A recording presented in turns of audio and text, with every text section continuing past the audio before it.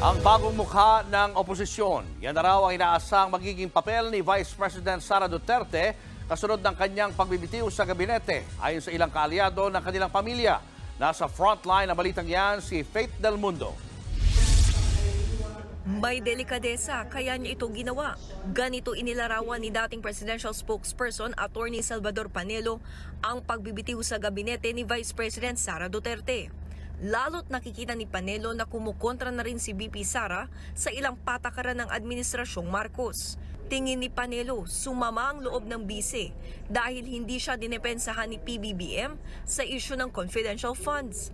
Maging ang pag-atake ng ilang kongresista kabilang si House Speaker Martin Romualdez. The resignation of VP Inday Sara is or means this is a new political ballgame at marami ang matutuwa sa ginawa niya.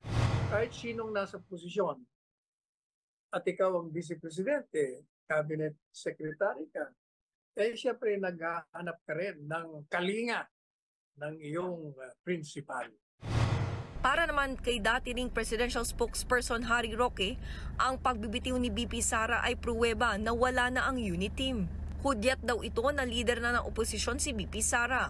Dagdag niya pa, meron na raw tunay na leader ang Pilipinas.